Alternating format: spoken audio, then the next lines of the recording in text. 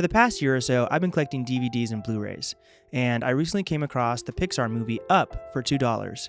And after I bought it, I remember hearing in passing that this movie was loosely based off a Seattle-based house. Since I'm from the area, I decided to learn more about the background and even visit the house for myself.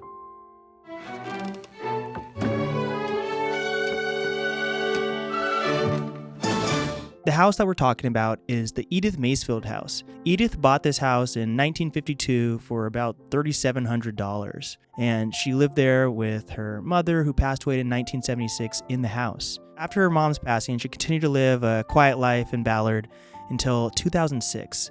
And during that time, developers wanted to come in and create a shopping center, which is now called the Ballard Blocks. They offered Edith $1 million for her house, and she refused. This house was worth more than money to her. This house had memories, it had history, it was her life. So the developers built around her, and it gained national attention. At the bottom of this 5-story chasm sits a story and a half. A story about a little old lady who stood up to a big new development. You've probably seen similar stories, but I promise, you've never seen one that ends quite like this. During the time of the construction, Edith became close with the project superintendent, Barry Martin. He started to take care of her, drove her to appointments. They became friends. It got to the point where I made her doctor's appointments. I would come in early in the morning and make her breakfast. I'd either go get her lunch or make her lunch.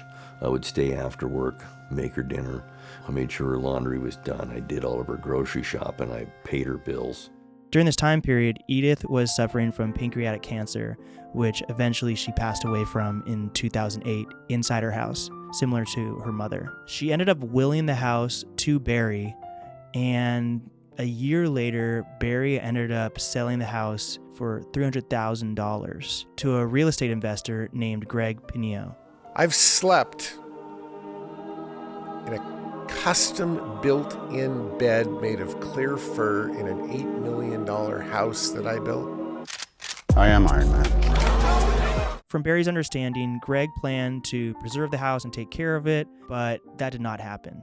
He stopped paying taxes on the house and soon it went into foreclosure and kept changing hands, and eventually it was forgotten. So long, boys! I'll send you a postcard from Paradise Falls.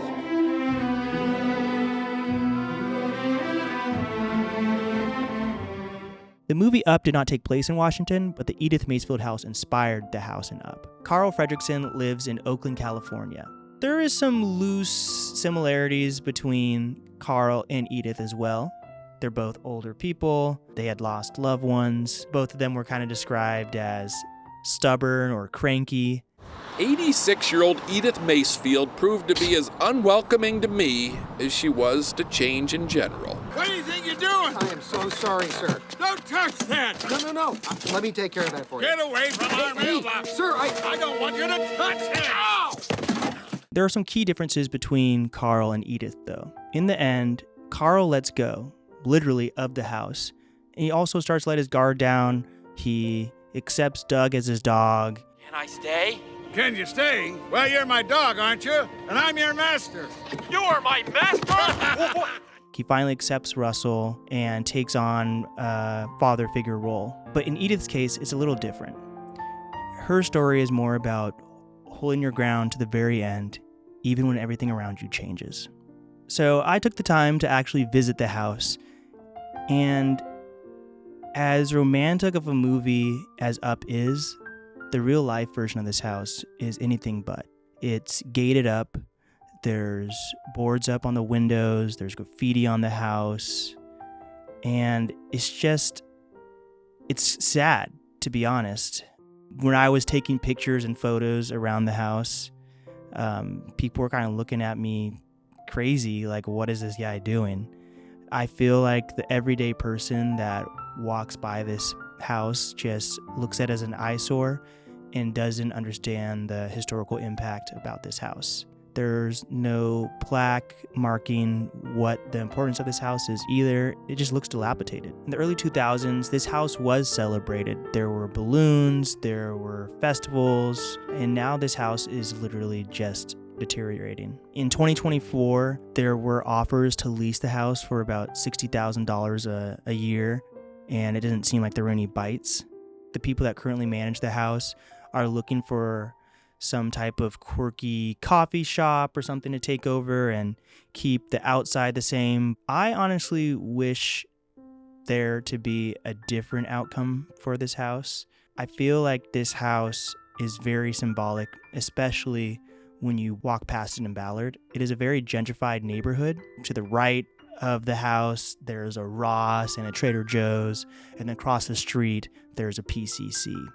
I would like to see there be a plaque made, maybe some renovations or muralists come in to clean up the outside of the house, but I personally would not like to see it become a coffee shop or just a tourist attraction where people have to pay to see it. There is a Google Maps page and a reviews tab where people leave mixed reviews, whether they think it's an eyesore or that the house moved them in some way. Edith did not want to become a symbol, but she became one for being true to yourself.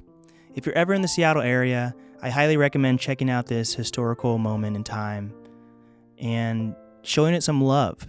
Leave a flower, take some pictures, leave a balloon. And if you have visited this house, please leave your experience in the comments.